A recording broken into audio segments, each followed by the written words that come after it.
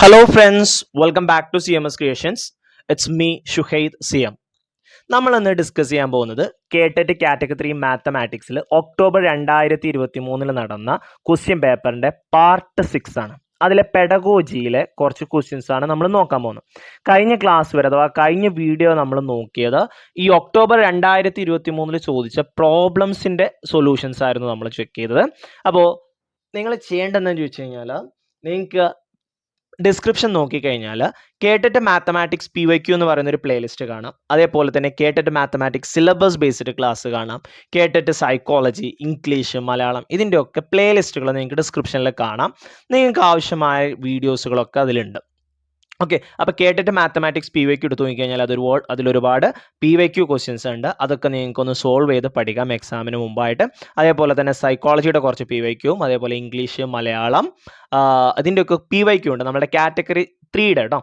അതൊക്കെ നിങ്ങൾക്കൊന്ന് പ്ലേലിസ്റ്റ് നോക്കി ഒന്ന് വർക്കൗട്ട് ചെയ്ത് നോക്കാവുന്നതാണ്. അപ്പോൾ നമ്മൾ ഇന്ന് ഡിസ്കസ് ചെയ്യാൻ പോകുന്നത് പെഡഗോജി കേട്ടോ. അപ്പോൾ ആ പ്ലേലിസ്റ്റിൻ്റെ ലിങ്ക് ഞാൻ ഡിസ്ക്രിപ്ഷനിൽ കൊടുത്തിട്ടുണ്ട്. അതേപോലെ എൻഡ് സ്ക്രീനിലും ഉണ്ടാവും. അതായത് KTET PYQ, KTET syllabus based class, psychology, English, Malayalam ഇതൊക്കെ. ഓക്കെ, അപ്പോൾ ഡിസ്ക്രിപ്ഷൻ നോക്കുക അല്ലെങ്കിൽ എൻഡ് സ്ക്രീനിൽ നോക്കാം. അപ്പോൾ ഇന്ന് നമ്മൾ നോക്കാൻ പോകുന്നത് കുറച്ച് പെഡഗോജി ക്വസ്റ്റ്യൻ ആണ്. അതായത് ഒക്ടോബർ 2023 ചോദിച്ച കുറച്ച് പെഡഗോജി ക്വസ്റ്റ്യൻ്റെ ആൻസറുകളാണ് നമ്മളിന്ന് നോക്കാൻ പോകുന്നത്. പെഡഗോജി ആയതുകൊണ്ട് നമുക്ക് പെട്ടെന്ന് നോക്കിപ്പോം. അതിലെ ഫസ്റ്റത്തെ ചോദ്യം, the learning that involve looking back at something a past experience or idea and critically analysing. അതായത് ഒരു പാസ്റ്റ് ബാക്കിലോട്ട് നോക്കിയത് ഒരു പാസ്റ്റ് എക്സ്പീരിയൻസ് അല്ലെങ്കിൽ ഐഡിയ വെച്ചിട്ട് നമ്മൾ ഒന്നിനെ ലേണിംഗ് ഇൻവോൾവ് ചെയ്യാണ്. ഓക്കെ, പഠനം നടത്തുന്നതിന് നമ്മൾ എന്താണ് പറയുന്നത്? കൺസ്ട്രക്റ്റീവ് എന്നാണോ, കൊളാബറേറ്റീവ് എന്നാണോ, ഇൻറ്റഗ്രേറ്റീവ് എന്നാണോ, അതോ റിഫ്ലക്റ്റീവ് എന്നാണോ? ഇതിലേതായിരിക്കും വരുന്നത്?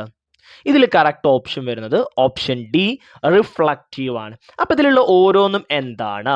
First constructive, learners construct knowledge എന്ത് ചെയ്യാണ്? കൺസ്ട്രക്ട് ചെയ്യാണ്. റാദർ ദാൻ എന്തിനേക്കാൾ ജസ്റ്റ് പാസീവ്ലി ടേക്കൻ ഇൻഫർമേഷൻ, പാസീവായിട്ടുള്ളത് അഥവാ പാസ്റ്റുള്ള ഇൻഫർമേഷൻ എടുത്തിട്ടല്ലാതെ നോളജിനെ കൺസ്ട്രക്ട് ചെയ്യുന്നതിനാണ് നമ്മൾ കൺസ്ട്രക്റ്റീവ് എന്ന് പറയുന്നത്. The second one, collaborative is a situation in which two or more people learn or attempt to learn something together. രണ്ടോ അതിലധികമോ ആളുകൾ ഒന്നിച്ചിരുന്ന് പഠിക്കുന്നതിനെയാണ് കൊളാബറേറ്റീവ് ലേണിംഗ് എന്ന് പറയുന്നത്, അഥവാ നമ്മളുടെ combine study.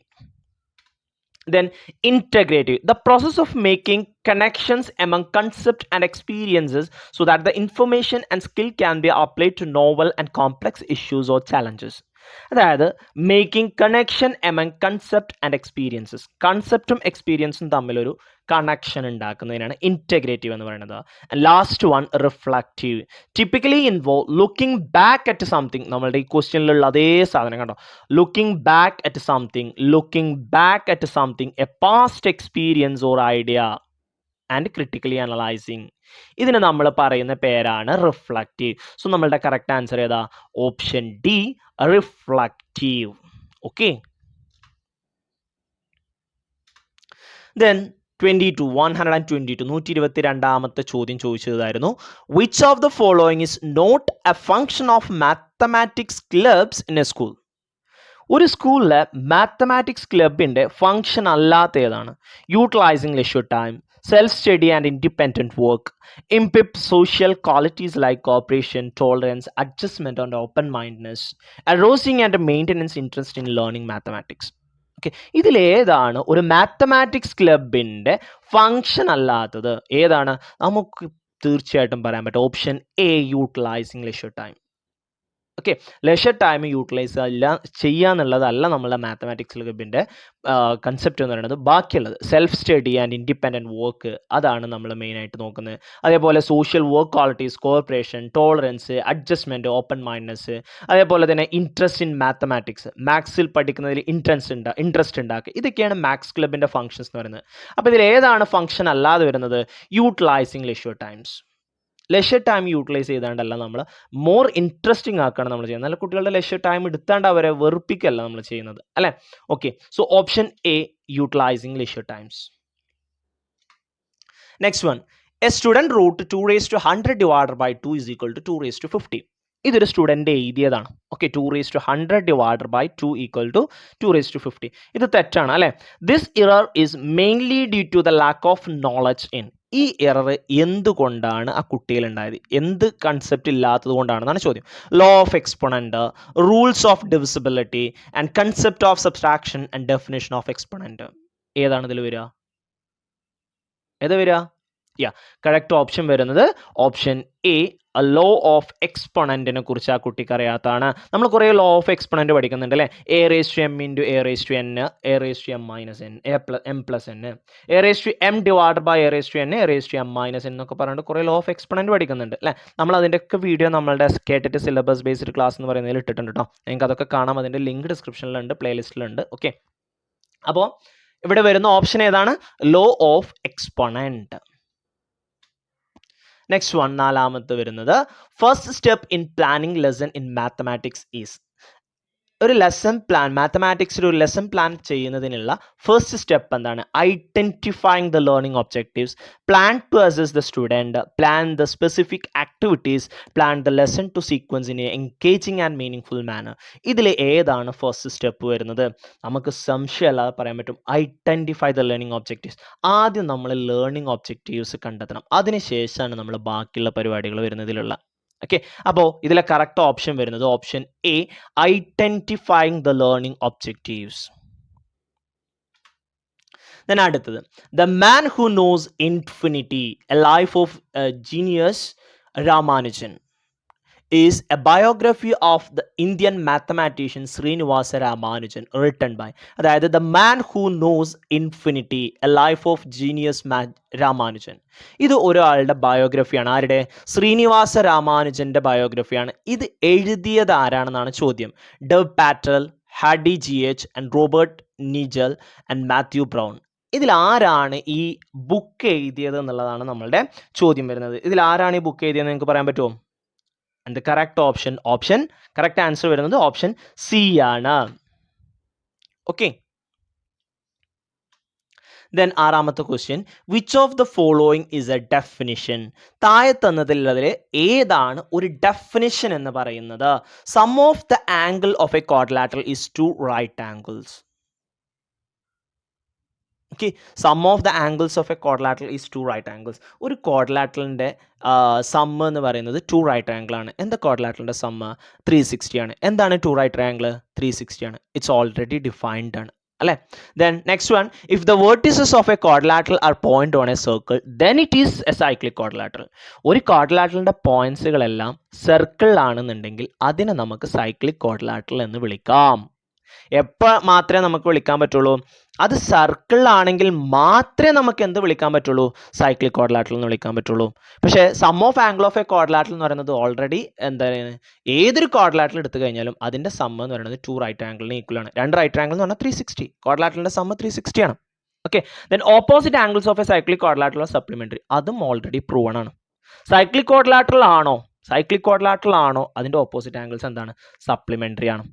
Then 2 + π is an irrational number, അതും ഓൾറെഡി പ്രൂവ്ഡ് ആണ്. 2 + π എന്ന് പറയുന്നത് ഇറാഷണൽ ആണ് എന്നുള്ളത് അതും ഓൾറെഡി പ്രൂവ്ഡ് ആണ്. അപ്പോൾ ഇതിൽ ഏതാണ് ഡെഫിനിഷൻ വരുന്നത്? കറക്റ്റ് ഡെഫിനിഷൻ ആയിട്ട് വരുന്നത് ഇതിൽ ഏതാണ്? ഓപ്ഷൻ ബി ആണ്. If the vertices of a quadrilateral are points on a circle then it is a cyclic quadrilateral. Then in a triangle ABC, M is the midpoint of BC and G is the midpoint of intersection of the median. To find the length of GM, the teacher can explain that G divide AM in the ratio. ഇത് നമ്മളുടെ 9ാം ക്ലാസ്സിലെ നമ്മളുടെ 9ാം ക്ലാസ്സിലെ text ബുക്കിൽ ഒരു theory ആയിട്ട് തന്നെ നമ്മൾ കൊടുത്തിട്ടുണ്ട്. അതായത് ഒരു ട്രയാങ്കിളിൻ്റെ മീഡിയൻസ് എല്ലാം കൂട്ടിമുട്ടുന്ന പോയിന്റ്, ഓക്കെ, ഇന്റർസെക്റ്റിംഗ് പോയിന്റ് ആണ് G എന്ന് പറയുന്നത്. ഇവിടെ കൊടുത്തിട്ടുണ്ട് കേട്ടോ. G is the midpoint of the intersecting of the medians.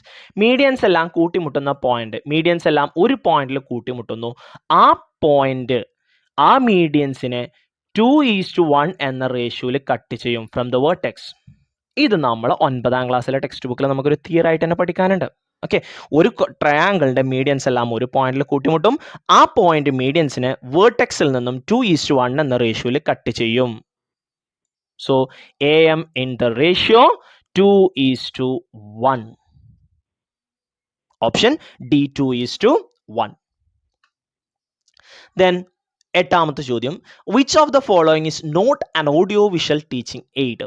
Audio visual, ഓഡിയോയും വേണം വിഷ്വലും വേണം. ഓക്കെ, അങ്ങനെ അല്ലാത്ത ടീച്ചിങ് എയ്ഡ് ഇതിൽ ഏതാണ്?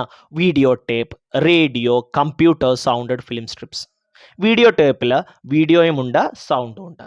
റേഡിയോയിൽ സൗണ്ട് മാത്രമേ ഉള്ളൂ, വിഷ്വൽ ഇല്ല. അപ്പം തന്നെ നമുക്ക് മനസ്സിലായ ഓപ്ഷൻ ബി ആണെന്നുള്ളത്.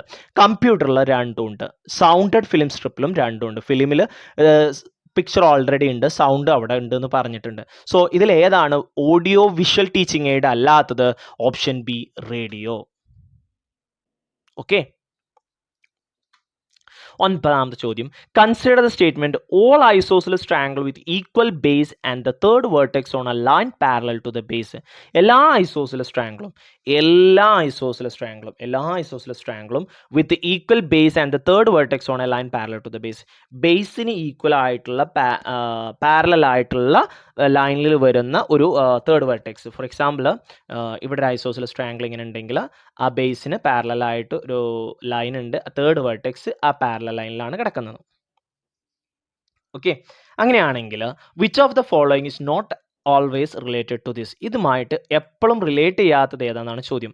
ട്രയാങ്കിൾസ് ആർ കോൺഗ്രന്റ്, നമുക്ക് പറയാൻ പറ്റും ട്രയാങ്കിൾ കോൺഗ്രന്റ് ആണെന്ന് പറയാൻ പറ്റും. രണ്ട് ട്രയാങ്കിൾ ഇങ്ങനെ ഉണ്ടെന്നുണ്ടെങ്കിൽ, okay, all isosceles triangle with equal base equal ആയിട്ടുള്ള എല്ലാ ഐസോസിലസ് ട്രയാങ്കിളും. അപ്പോൾ ബേസ് ഈക്വൽ ആയിട്ട് നമ്മൾ ഏതൊരു ഐസോസിലസ് ട്രയാങ്കിളൂടെ വരയ്ക്കുകയാണെന്നുണ്ടെങ്കിൽ may be it will be a congruent triangle. Then triangles are similar, അതും നമുക്ക് പറയാൻ പറ്റും. കോൺഗ്രന്റ് ആണെന്നുണ്ടെങ്കിൽ നമുക്ക് സിമിലർ ആണെന്ന് പറയുന്നതിന് കുഴപ്പമുണ്ടോ? ഇല്ല. കോണുകളെല്ലാം തുല്യമായിരിക്കും. കോൺഗ്രന്റ് ആണെന്നുണ്ടെങ്കിൽ കോണുകളെല്ലാം തുല്യമായിരിക്കും, കോണുകളെല്ലാം തുല്യമാണെന്നുണ്ടെങ്കിൽ സിമിലർ ആണ്. Triangle are with same perimeter. Congruent ആണെന്നുണ്ടെങ്കിൽ പെരിമീറ്റർ എന്തായിരിക്കും? സെയിം ആയിരിക്കും. Triangle are isosceles right triangle. ഇത് നമുക്ക് എപ്പോഴും പറയാൻ പറ്റില്ല. ഐസോസിലസ് റൈറ്റ് ട്രയാങ്കിൾ മാത്രമല്ലല്ലോ, ഐസോസിലസ് റൈറ്റ് ട്രയാങ്കിൾ അല്ലാത്തതും വന്നൂടെ. സോ ഇവിടെ ഏതാണ് ഓപ്ഷൻ വരിക? കറക്റ്റ് ഓപ്ഷൻ വരുന്നത് ഓപ്ഷൻ ഡി ആണ്. Triangles are isosceles right triangles. 30ാമത്തെ ചോദ്യം, which of the following is not a concept for describing any instructional model? ഒരു ഇൻസ്ട്രക്ഷണൽ മോഡൽ ഡിസ്ക്രൈബ് ചെയ്യുന്നതിന് ആവശ്യമില്ലാത്ത അല്ലെങ്കിൽ കൺസെപ്റ്റ് അല്ലാത്തത് ഏതാണെന്നാണ് ചോദ്യം. Syntax, social system, teacher, principles of reactions. ഇതിലേതാണ് വരിക? ഇതിൽ വരുന്നത് correct option C, teacher.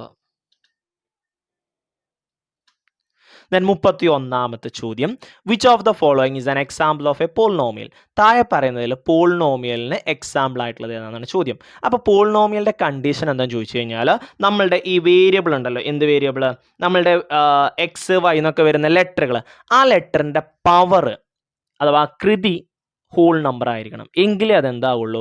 Polynomial ആവുള്ളൂ. അപ്പോൾ ഇവിടെ ഫസ്റ്റ് പറയുന്നത് sum of a number and its reciprocal എന്നാണ്. അപ്പോൾ അതിനെ ഞാനൊന്ന് എഴുതി നോക്കിയാൽ മക്കളെ. സം ഓഫ് നമ്പറിനെ എക്സ് എന്ന് എടുത്തു, റെസിപ്രോക്കലിനെ 1/x എന്ന് എടുത്തു. ഡിനോമിനേറ്ററിലുള്ള സാധനം ന്യൂമറേറ്ററിൽ വരുമ്പോൾ പവർ നെഗറ്റീവ് ആവും, അപ്പോൾ x⁻⁻1 ആയി. ഇത് -1 ഹോൾ നമ്പർ ആണോ? ഹോൾ നമ്പർ എന്ന് പറഞ്ഞാൽ 0 to അങ്ങോട്ടാണ് അല്ലേ. അപ്പോൾ ഇത് പോളിനോമിയൽ അല്ല. ഇനി രണ്ടാമത് sum of a number and square root എക്സിനെ നമ്മൾ x⁻², nth റൂട്ട് ഓഫ് എക്സിനെ നമ്മൾ x⁻1/n എന്നാണ് എഴുതുക. അപ്പോൾ സ്ക്വയർ റൂട്ട് പറയുമ്പോൾ 1/2 ഹോൾ നമ്പർ ആണോ? അല്ല. അപ്പോൾ ഇതും എന്തല്ല? പോളിനോമിയൽ അല്ല. Then third one sum of a number and cube root എന്ന് പറയുമ്പോൾ തേർഡ് റൂട്ടാണ്, അത് 1/3. ഇതും ഹോൾ നമ്പർ അല്ല. So this is also not polynomial. Then product of sum of difference of a number and its square root, ഒരു നമ്പറും അതിൻ്റെ square റൂട്ടും തമ്മിലുള്ള സമ്മും ഡിഫറൻസും അതിൻ്റെ പ്രൊഡക്റ്റ്. ഇതിനെ നമുക്ക് a+b × a-b. എന്താ a+b × a-b? a² പ്ലസ് അല്ല പ്ലസ് ആയിട്ട് അല്ലേ, -b², a² - b². അപ്പോൾ a x ആണ്, b √x ആണ്. എക്സിൻ്റെ സ്ക്വയർ x² തന്നെ minus, okay, √x square x ആണ്. ഇവിടെ എക്സിൻ്റെ പവർ 1 അല്ലേ, ഇത് 2 അല്ലേ, ഇത് രണ്ടും ഹോൾ നമ്പർ അല്ലേ. സോ ഇതെന്താണ്? പോളിനോമിയൽ ആണ്. അപ്പം നമ്മളുടെ കറക്റ്റ് ഓപ്ഷൻ വരുന്നത് ആരാണ്? Option D, S of X, product of the sum and difference of a number and its square root, അതൊരു പോളിനോമിയൽ ആണ്.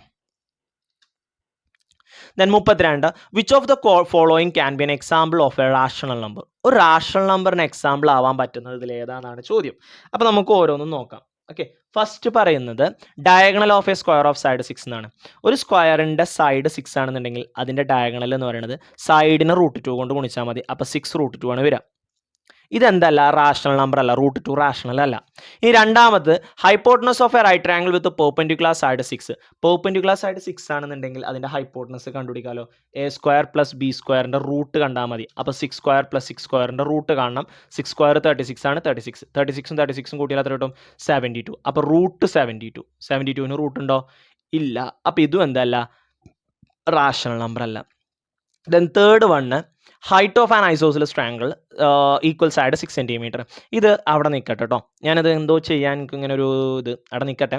എങ്ങനെ നമുക്ക് ആംഗിൾ എടുക്കണം എന്നുള്ളൊരു ഇത് കിട്ടണില്ല, അല്ലെങ്കിൽ നമുക്കൊരു ഐഡിയ കിട്ടുന്നില്ല എന്ന് വെക്കാം കേട്ടോ. ഞാൻ ഇതിലാറെ പെട്ടെന്ന് എനിക്ക് ഡി കിട്ടി. ഡി എന്താണ്? Height of an equilateral triangle of side 6. എല്ലാ സൈഡും 6 ആയിട്ടുള്ള ഒരു ഇക്വലാറ്ററൽ ട്രയാങ്കിൾ. അപ്പോൾ ഇക്വലാറ്ററൽ ട്രയാങ്കിളിൻ്റെ ആംഗിൾ 60 അല്ലേ? 60 60 30 30 വരും. കാരണം ഇത് ടോട്ടൽ 60 ആണ്. എല്ലാ സൈഡും 6 ആണെന്നുണ്ടെങ്കിൽ ഇവിടെ 3 3 എന്ന് വരും. 30ന് ഓപ്പോസിറ്റ് 1 ആണ്, 60ന് ഓപ്പോസിറ്റ് √3 ആണ്, 90ക്ക് ഓപ്പോസിറ്റ് 2 ആണ്. അപ്പോൾ 1ന്റെ സ്ഥാനത്ത് 3 ആണെന്നുണ്ടെങ്കിൽ √3യുടെ സ്ഥാനത്ത് എന്തായിരിക്കും? 3√3. അപ്പോൾ ഇവിടെ 3√3 എന്ന് വരും. അത് റാഷണൽ നമ്പർ ആണോ? അല്ല. അപ്പോൾ പിന്നെ സി എനിക്ക് ചെയ്യേണ്ട ആവശ്യം വന്നില്ല. അവിടെ ഒരു സംശയം വന്നപ്പോൾ ഞാൻ നിർത്തി. ഇതും കൂടി ഇല്ലാന്നുണ്ടെങ്കിൽ നമുക്ക് അവിടെ എക്സും വൈ ഒക്കെ ഇട്ടുകൊടുത്താണ്ട് ചെയ്യണമായിരുന്നു. അപ്പോൾ നമുക്ക് ഇവിടെ പറയാൻ പറ്റും ഇതിൽ ആരാ റാഷണൽ നമ്പർ വരാൻ ചാൻസ് ഉള്ളൂ? ഓപ്ഷൻ സി മാത്രമേ ഉള്ളൂ. Okay, height of an isosceles triangle with equal side 6 centimetre. അടുത്ത 33ാമത്തെ example formative assessment. Formative assessment summative ഉണ്ട്, ഫോർമേറ്റീവ് ഉണ്ട്. സമ്മേറ്റീവ് നമ്മൾ അവസാനം നടത്തുന്നതാണ്. ഫോർമേറ്റീവ് നമ്മൾ ക്ലാസ് ഡിസ്കഷൻ അല്ലെങ്കിൽ അതിൻ്റെ ഇടയിൽ കൂടെ നമ്മൾ നടത്തുന്നതിനെയാണ് നമ്മൾ ഫോർമേറ്റീവ് അസസ്മെൻറ്റ് എന്ന് പറയുന്നത്. സോ ടീച്ചർ മോഡ് എക്സാമിനേഷൻ അല്ല, സ്റ്റാൻഡർഡൈസ്ഡ് ടെസ്റ്റ് അല്ല, ഇൻ ക്ലാസ് ഡിസ്കഷൻ, ഫൈനൽ പ്രൊജക്റ്റും അല്ല, ഇൻ ക്ലാസ് ഡിസ്കഷൻ. ഓക്കെ, അതാണ് ഫോർമേറ്റീവ് അസസ്മെൻറ്റ്. 34ാമത്തെ ചോദ്യം, which of the following is not a special characteristics of a gifted student in mathematics? മാത്തമാറ്റിക്സിൽ gifted സ്റ്റുഡൻറ്റിൻ്റെ characteristics അല്ലാത്ത, സ്പെഷ്യൽ ക്യാരക്ടറിസ്റ്റിക്സ് അല്ലാത്തത്, prefers to think on higher level abstractism, അതിൽ പെടും. Recognises patterns quickly, അതും gifted student ആണ്.